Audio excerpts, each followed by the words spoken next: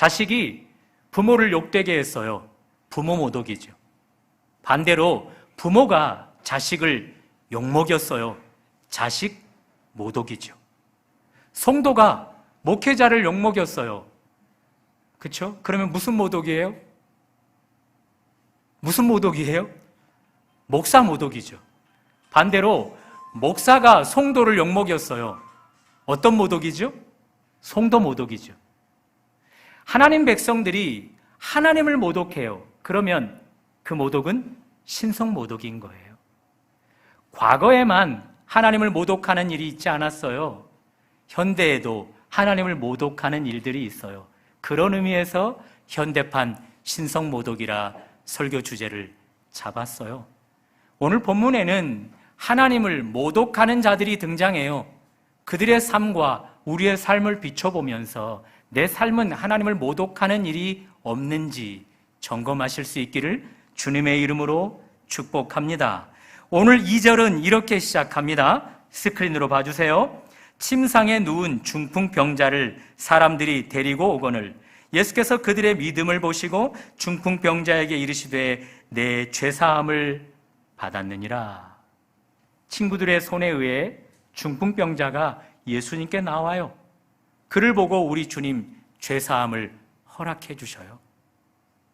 여기 죄사함을 받았느니라 할 때 이것은 단지 죄를 용서받다 그 정도 수준에 머물면 안 돼요.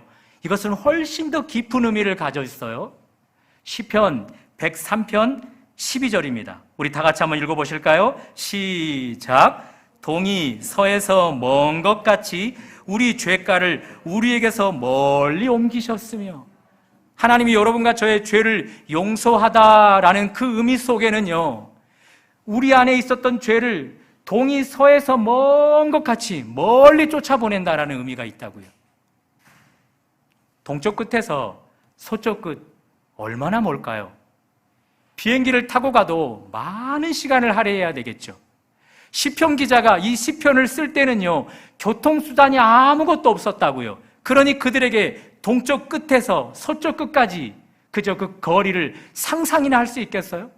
상상도 할 수 없을 만큼 우리 주님이 우리 내면 안에 있는 죄를 멀리 떨어뜨려 놓고자 한다는 거죠. 그만큼 죄가 하나님 백성들을 비참하게 만든다는 그런 의미가 있는 거예요. 그러니 우리 주님은 그 죄를 그만큼 멀리 떨어뜨려 놔서 우리 가운데 접근도 못하게끔, 우리의 내면 안에 다시는 들어오지 못하게끔 하고자 하는 거예요. 왜요? 죄가 그렇게 끔찍하고 비참하기 때문에 말입니다. 오늘 말씀을 듣는 가운데 이렇게 놀라운 죄의 사함을 경험할 수 있기를 주님의 이름으로 축복합니다. 자, 중풍병자, 왜 그는 지인들 손에 의하여 예수님께 나올 수밖에 없었을까요? 거동을 할 수 없기 때문이에요. 어디서부터 이 지인들이 중풍병자를 메고 왔을까요? 예수님이 계신 곳까지 그들이 온 거리는 어느 정도일까요? 이들의 마음은 하나였을 것 같아요. 어떤 마음이었을까요? 중풍병자가 치료되어짐. 그 마음으로 지금 그 침상째 중풍병자를 메고 주님 앞에 나왔다는 거죠. 특별히 2절을 다시 한번 보시면 침상에 누운 중풍병자를 데리고 오거늘 예수께서 그들의 믿음을 보셨다라고 이야기해줘요. 어지간히 저 중풍병자를 사랑하는 저들이구나, 그렇게 주님이 무언으로 칭찬하는 거죠. 저들이 침상째 저 중풍병자를 내게 데려오는 것을 보면, 내게 나오면 어떤 병이 있는 자라도 치료될 수 있다는 확신을 가지고 있구나, 그러면서 우리 주님이 그들을 칭찬하고 있단 말이죠. 자, 이 중풍병자 어때요? 이 정도 친구를 두고 있다면 삶을 잘 산 것 아닌가요? 사랑하는 여러분, 한번 따라해 보시겠습니까? 믿음은 공동체적인 성격을 띠고 있다. 우리가 마태복음 8장을 공부해 왔어요. 로마 군인이에요. 100명의 군인을 통솔하는 백부장 장교예요. 그에게는 죽어가는 종이 있었죠. 그 종을 살리고자 이 백부장 믿음으로 예수께 나아가서 그 종을 치료해달라 요청하지요. 우리 예수님 그 백부장의 믿음을 칭찬하십니다. 그런 뒤 그 종을 고치셔요. 종의 믿음이 아니에요. 백부장의 믿음이 병든 종을 고침받게 한단 말이에요. 마태복음 15장으로 가보면 가나안 여인이 등장을 해요. 그 여인에게 딸이 하나가 있는데 흉악한 귀신에 들려 죽어가고 있어요. 그 여인도 예수님을 찾아 나섰어요. 예수님을 만나 요청했어요. 내 죽어가는 딸을 좀 살려주십시오. 우리 주님 동일하게 말씀하셔요. 딸아, 내 믿음이 크도다. 너의 믿음대로 되리라. 그러면서 딸의 흉악한 귀신 들림 가운데서 해결시켜준단 말이에요. 딸의 믿음이 아니라고요. 모친의 믿음이 딸의 귀신 들린 가운데서 해방을 경험하게 해준다는 거예요. 믿음이 공동체적인 성격을 띠고 있다고요. 중풍병장 부럽지 않으세요? 몸을 사리지 않고 이렇게 나를 위해 희생해 줄 수 있는 친구가 있다는 것. 흉악한 귀신 들린 딸 부럽지 않으세요? 그렇게 큰 믿음을 가진 모친이 있으니까 말입니다. 중풍병자 걸린 종 부럽지 않으세요? 믿음이 큰 그런 상사 백부장을 모시고 있으니 말입니다. 사랑하는 여러분, 최근 여러분과 저에게는 이런 곁에 믿음이 좋은 사람들 있나요? 그들의 믿음이 하나님께 내게 은혜를 가져다 주는 통로로 경험되고 있나요? 한 대형교회 목사님이 분당에 사시는 분이셔요. 이분은 전에 말씀드렸던 것처럼 여러분이 다 아는 이모, 참모, 수모 그분 아니셔요. 이분은 다른 분이셔요. 지금은 훨씬 더 큰 교회를 이루고 있는데요. 약 1000명 정도 성도가 되었을 때 특별 새벽 기도회를 진행하면서 기도 제목을 써내놨답니다. 1000명이 기도 제목을 모았어요. 얼마나 그 양이 방대하겠어요. 더 문제는 기도 제목과 얼굴이 매칭이 안 되는 거죠. 그럼에도 불구하고 그 많은 기도 제목을 눈도장 정도 찍는 식으로 기도를 하기 시작했어요. 그러던 어느 날 교회에서 한 성도를 마주쳤는데 그 성도가 써냈던 기도 제목이 떠오르는 거예요. 그분께 물었어요. 성도님, 그때 이런 기도 요청을 했는데 그 기도 제목 이제 해결되었나요? 그분의 대답, 목사님, 아직 해결되지 않았어요. 그리고 헤어졌는데 그 뒤부터 그 문제가 해결되어졌답니다. 이분이 집으로 돌아가서 이런 생각을 했던 거죠. 목사님도 나를 기억한다. 목사님도 나의 기도를 기억하고 있다. 하물며 하나님이 나의 문제를 명확하게 기억하시지 않겠는가? 그런 마음의 자세로 하나님 앞에 더 기도한 결과 그 문제가 해결되어 버린 것이죠. 몇 교회는 안 되는 것 같아요. 제가 이런저런 교회를 섬기다 보니 분명한 구분점이 생겨져요. 주일 출석 수의 10분의 1 약간 못 미치게 새벽 성도들이 새벽 기도회를 하더라고요. 그러니 연상이 되어지나요? 우리 교회 몇 명이 새벽 예배를 드릴까요? 소수의 인원이 아침마다 새벽을 깨우며 기도를 해요. 특별히 기도할 때 우리 성도들을 위해서 기도해요. 화요일 날은 우리 장년층 한 분 한 분 성도 이름을 하나님의 귀에 분명하게 들려지도록 그 이름을 언급하면서 기도해요. 그리고 수요일 날은 유초등부 그리고 중고등부 청년들을 위해서 기도해요. 단 한 명도 이름을 빠뜨리지 않아요. 다만 제가 빠뜨리는 경우가 있어요. 이름을 제가 못 기억하는 친구들이 있어요. 특별히 우리 유초등부 친구들 중에. 그런 친구들은 제가 뭉뚱그려 하나님 그들도 기억해 주세요 라고 기도를 올려드려요. 그리고 목요일에는요, 우리가 후원하는 열방대학 선교단체를 위해서 기도해요. 특별히 열방대학에 계시는 분들은 기뻐하셔야 돼요. 제가 그리고 우리 성도들이 2번이나 기도하거든요. 열방대학만을 위해서 기도하는 것이 아니라 열방대학에 속한 성도들을 위해서 또 기도하니, 그런 열방대학에 있는 분들은 기도를 2번이나 우리 성도들을 통해 받게 되는 거예요. 기도는 아니, 우리의 믿음은 공동체적인 성격을 띠고 있다고요. 작은 소수의 성도들이 여러분을 위해서 기도하는 그 기도가 하나님의 은혜를 받는 일에 통로가 됨을 믿습니다. 더 중요한 사실이 있어요. 이 중풍병자, 몸을 사리지 않고 그 친구를, 이 중풍병자를 위해 섬기는 이 친구들을 두었는데, 우리에게는 이 중풍병자가 가지고 있는 친구들보다 훨씬 더 좋은 친구가 있죠. 찬송가 434장은 이렇게 시작이 되어져요. 귀하신 친구 내게 계시니 나 주 안에 늘 기쁘다. 우리 한번 찬송을 함께 불러볼까요? 귀하신 친구 내게 계시니 나 주 안에 늘 기쁘다.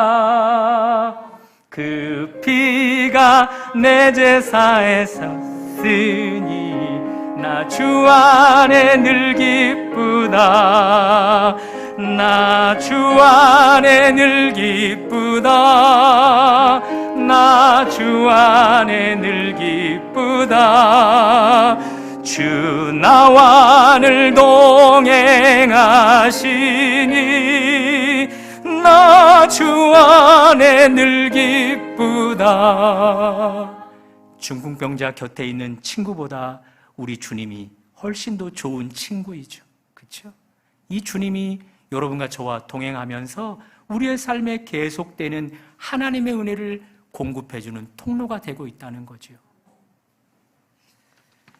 자, 중요한 사실을 하나 우리 같이 짚어볼까요? 중풍병자 곁에는 이런 믿음이 좋은 친구들 늘 있었어요. 그렇죠? 오늘 본문에 이르러서 이 중풍병자가 치료되어지지만 이 중풍병자가 치료되기 전에도 이 믿음이 좋은 친구들 늘 이 중풍병자 곁에 있었다고요. 그렇죠? 그런데 그때는, 과거는 이 믿음의 좋은 친구들의 믿음이 중풍병자를 예수님의 은혜를 경험하게 하는 일에 사용되지 못하고 있다고요. 그러던 어느 날, 오늘 1절에 보면 예수님이 중풍병자가 살고 있는 동네로 다가오셔요. 걸음을 걷기 시작했어요. 그때 이 소문을 들었던 그 중풍병자를 그토록 위했던 친구들이 중풍병자를 침상체에 메고 걸어와요. 친구들의 믿음의 행보와 예수님의 행보가 딱 마주치는 교점이 있단 말입니다. 거기서 치료가 발생되어지는 거예요. 제가 무엇을 말씀드리려 하시는 줄 아시겠습니까? 하나님의 때가 있는 거예요. 우리의 믿음이 하나님의 역사를 경험하려면 그 때가 임해야 되는 것이에요. 그러니 여러분, 한번 믿음의 행보를 내딛었다가 멈춰버리면 안 돼요. 했다 안 했다가 그렇게 해버리면 안 돼요. 지속적으로 우리의 믿음의 행보를 해나아갈 때 우리 주님으로 말미암는 행보가 우리 안에서 교차점이 이루어지게 되는 거예요. 거기서 기적이 이루어지는 것입니다. 그러므로 공동체를 위해, 그리고 나의 자녀를 위해, 그리고 내 곁에 있는 사람들을 위해 우리의 믿음으로 하나님의 은혜를 공급받게 하려면 지속적으로 하셔야 합니다. 멈추지 말고 하셔야 합니다. 우리 주님이 그때를 기다리시고 그때를 준비해 놓고 계십니다. 거기서 교점이 일어나서 오늘도 우리가 바라는 모든 공동체를 향한 것들이 이루어질 수 있기를 주님의 이름으로 축복합니다. 여기서 우리 하나 알 수 있어요. 현대판 신성모독을 하는 자들은 믿음이 공동체적인 성격을 띠고 있음에도 불구하고 그 믿음을 공동체를 위해 발휘하지 않는 자인 것이지요. 여러분과 저는 하나님이 주신 믿음을 공동체의 통로가 되도록 사용하고 계시는지요? 자, 중풍병자의 치료가 죄사함으로 시작이 되어집니다. 자, 2절을 다 같이 한번 다시 읽어봅니다. 시작. 침상에 누운 중풍병자를 데리고 오거늘 예수께서 중풍병자에게 이르시되 내 죄사함을 받았느니라. 친구들이 중풍병자를 침상채 메고 오고 있다고요. 중풍병자가 고침받고자 하는 그 목적 하나로 오래된, 죄송해요. 조금만 더 침착하고 제가 당황했어요. 제가. 친구들이 침상째 중풍병자를 데리고 나올 때 거리가 문제되지 않았어요. 그렇죠? 그리고 수고도 문제가 되지 않았어요. 바람이 있었기 때문이죠. 친구의 치료는 거예요.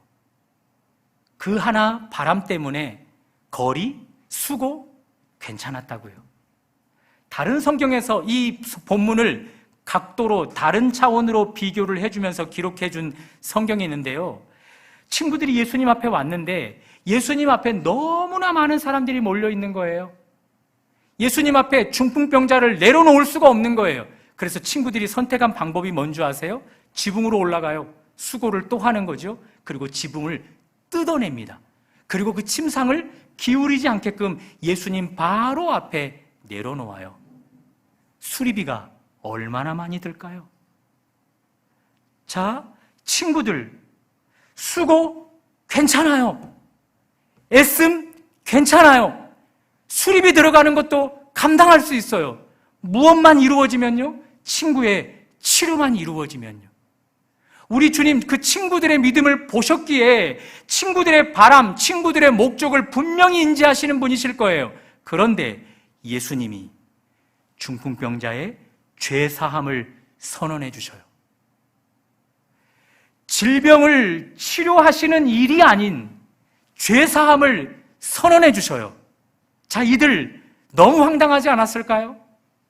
자, 이들 너무 섭섭해하지 않았을까요? 주님, 죄사함의 선언이 먼저가 아니라 우리가 가지고 나온 목적, 이 친구의 병이 먼저 치료되는 것이 우선 아니겠습니까? 그러면서 섭섭해할 수 있었다는 거죠. 우리가 가지고 있는 이 성경은 오고 오는 세대를 겨냥해서 기록이 되었을 거예요. 그렇죠? 그러나 이 성경은 1차 독자가 더 우선순위로 겨냥이 되어져 있다고요. 마태복음을 기록한 저자 마태는요, 그에게 여러분과 제가 이 성경을 통해서 은혜 받을 것이라는 상상도 못했다고요. 그는 그저 1차 독자, 그 당시 동시대에 살아가는 유대인들을 향해서 이 글을 기록했단 말이에요. 여러분 알고 계십니까? 당시 유대교의 사고는 육체의 질병보다 죄사함이 앞서야 함을 알고 있었어요. 왜 그런지 아세요? 죄를 사함이 결국 육체의 사함까지도, 육체의 치료까지도 경험해 주기 때문인 거예요. 모든 질병의 원인이 죄 때문임을 이들은 알고 있었다고요.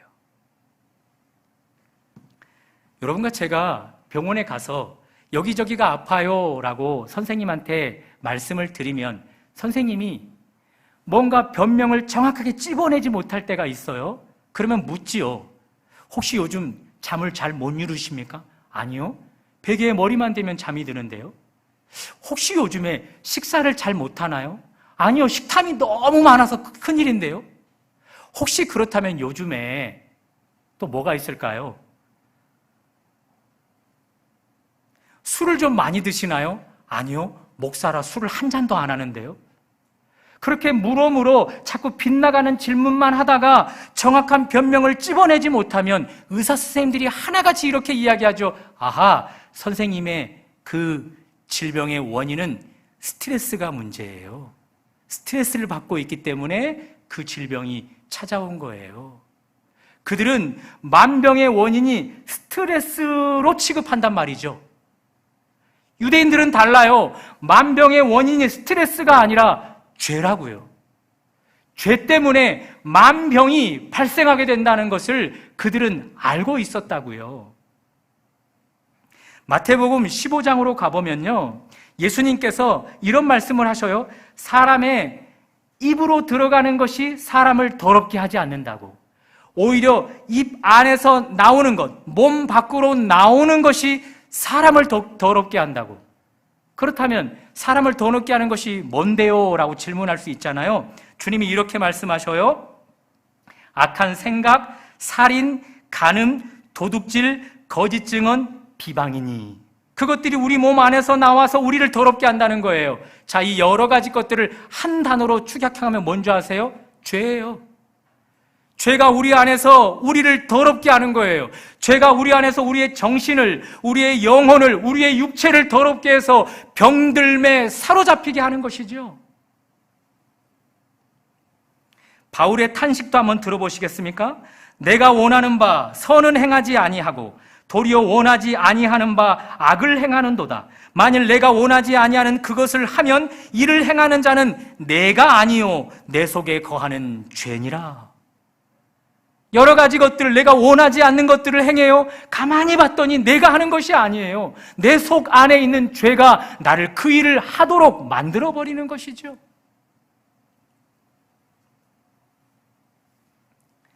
암치료를 받았어요. 눈에 보이는 암세균 덩어리를 깨끗이 제거해서 치료받았어요. 왕쾌 판정도 받았어요. 그런데 이 왕쾌 판정 받은 사람들 중에 다시 재발되어지는 사람 있어요, 없어요?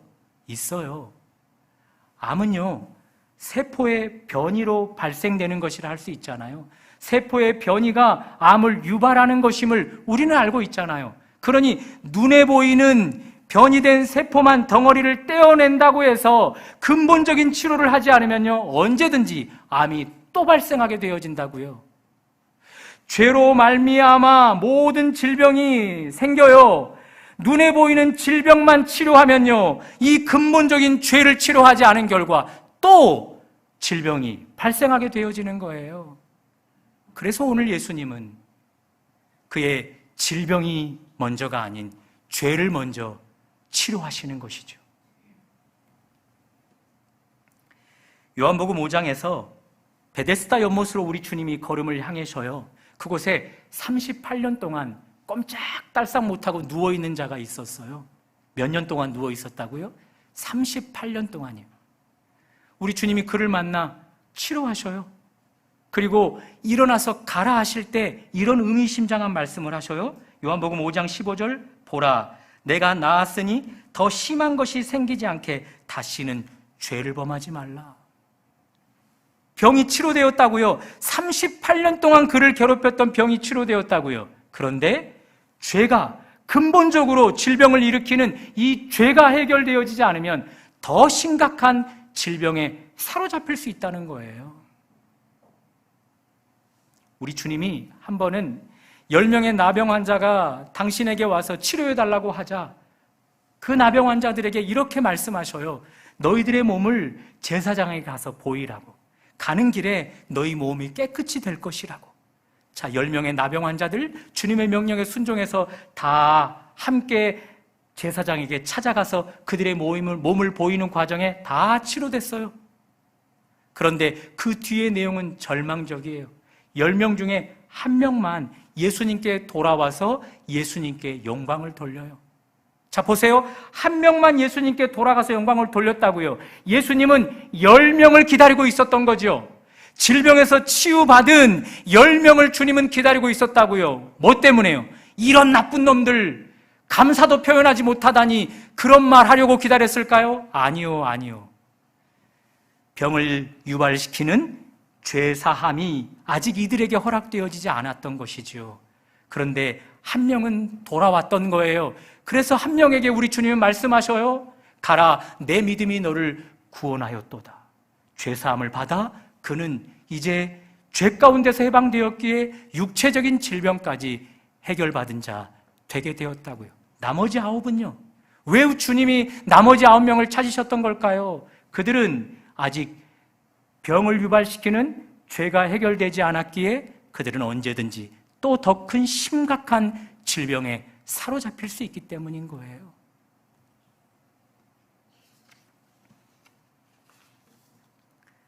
그러므로 우리 주님은 여러분과 저에게 육체적인 질병보다 죄사함을 먼저 주기를 허락하시는 거예요.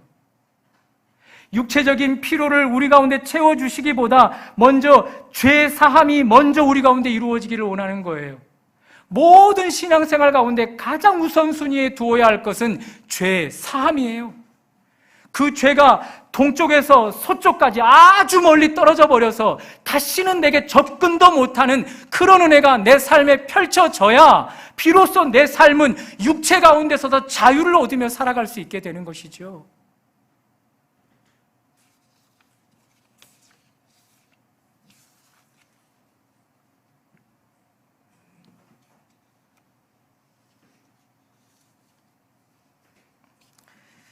그런 의미에서 여러분과 제가 교회를 출석할 때 관심사가 직분에 있으면 안 돼요. 나의 직분의 상승에 있으면 안 돼요.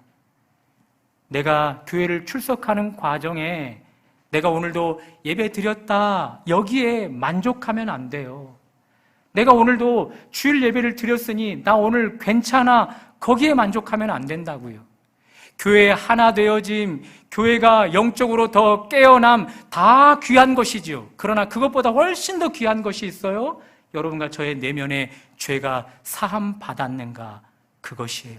그 본질이 해결되어지면 우리가 바라는 부차적인 것들 얼마든지 다 이루어질 수 있기 때문에 그렇습니다. 그러므로 현대판 신성모독이라 하면 죄 사함은 뒤로 한 채 나머지 부차적인 것들을 추구하는 자들, 그들이 현대판 신성모독하는 자들인 것이죠. 여러분과 저의 삶에는 죄를 향한, 그리고 죄사함을 받고자 하는 그 추구가 가장 우선순위에 놓여 있습니까? 아니면 그것 외에 다른 것들이 더 우선순위에 놓여져 있습니까?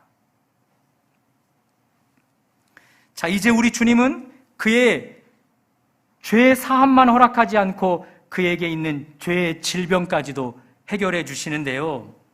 우리 주님이 죄 사함을 선언하자 그 곁에 있었던 서기관들이 속으로 이렇게 주님을 신성모독합니다. 9장 3절입니다. 다 같이 한번 읽어보실까요? 시작. 어떤 서기관들이 속으로 이르되 이 사람이 신성을 모독하도다.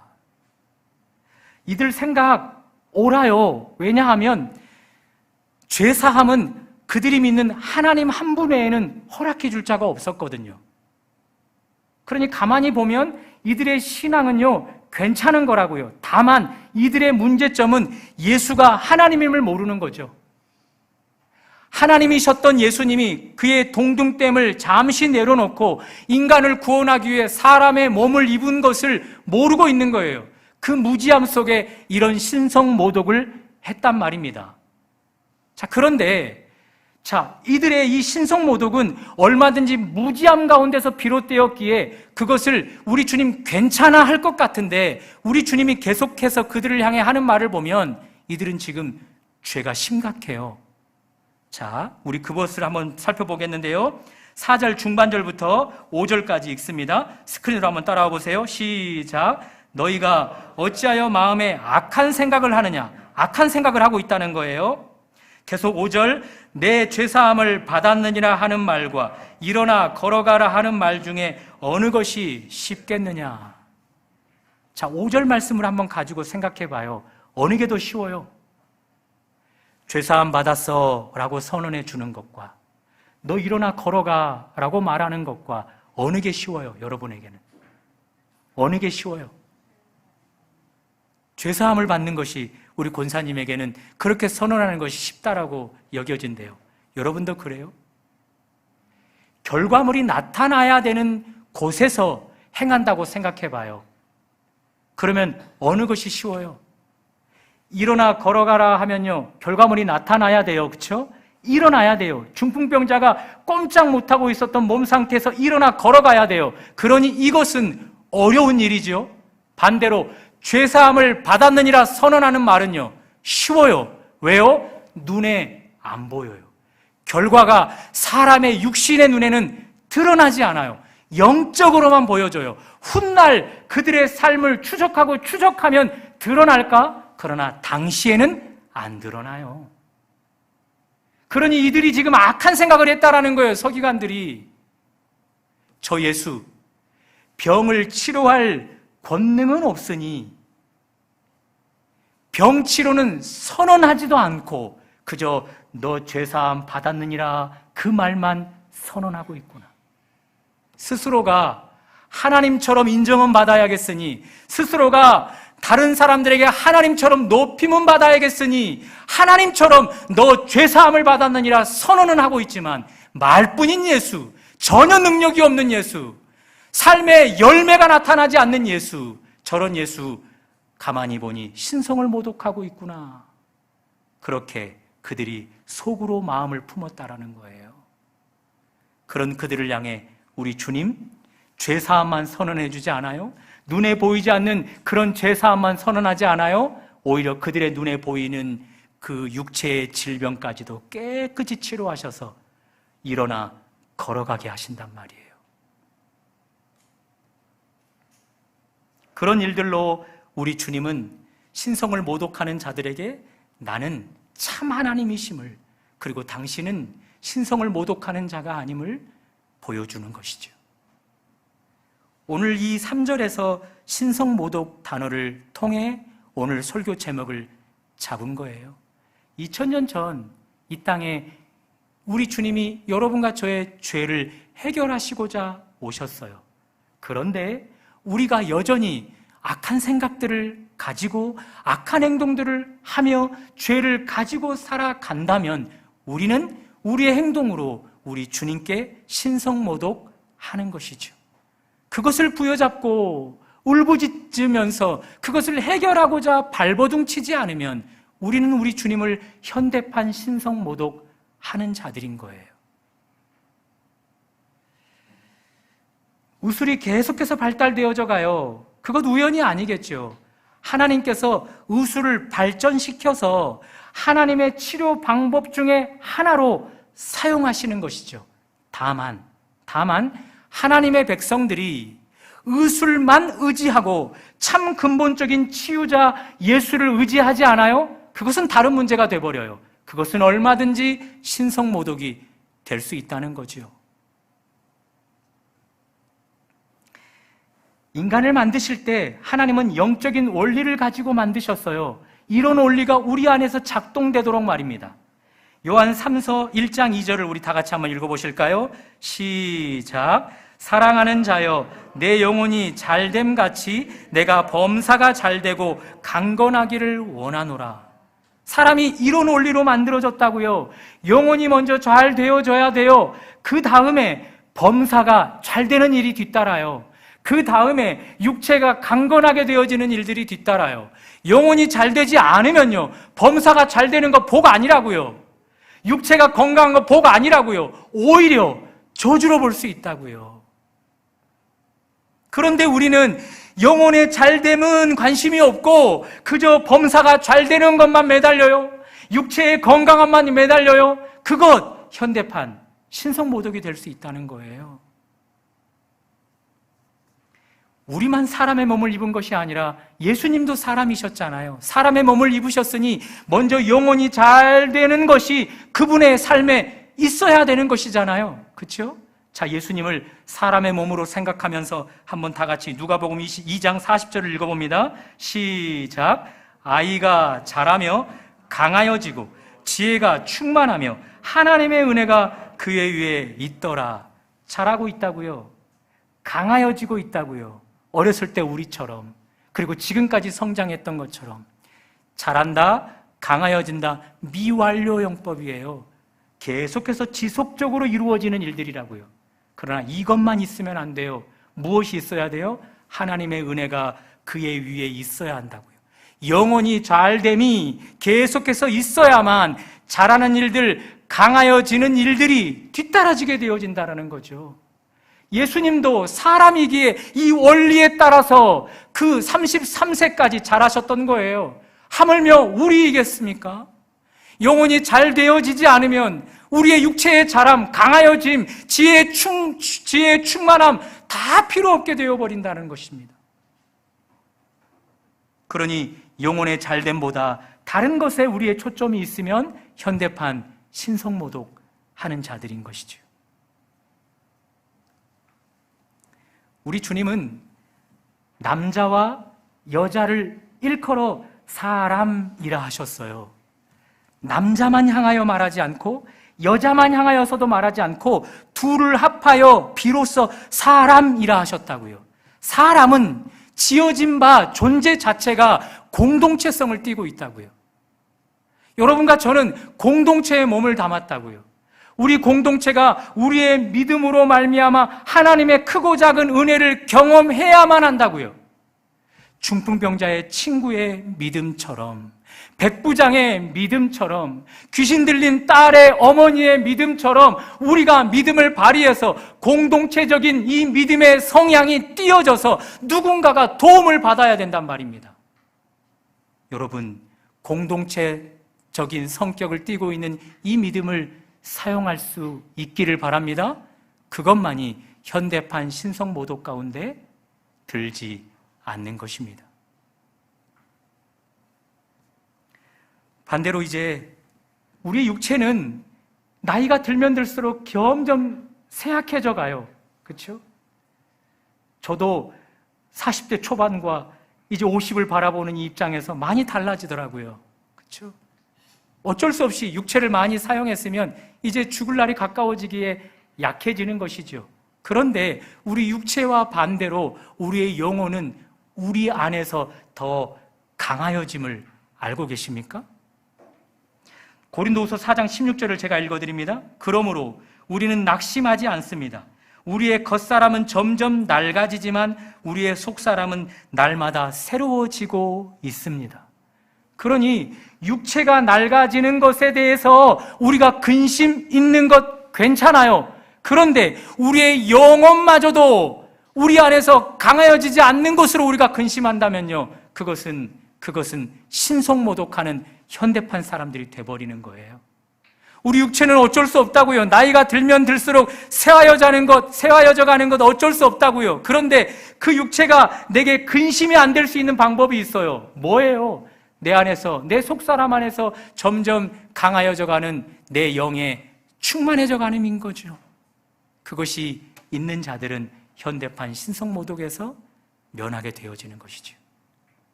과거에만 아니라 현재에도 여전히 신성을 모독하는 자들이 있어요. 여러분과 저도 그 안에 포함될 수 있을 것 같아요. 현대판 신성모독, 그것이 오늘 성경에서 우리 가운데 드러났습니다. 그 모독 가운데 내가 속해 있는지를 보셔서 이제는 그 신성모독이 아니라 그 신성을 높여드리는, 영광을 돌리는 여러분과 제가 될 수 있기를 주님의 이름으로 축복합니다.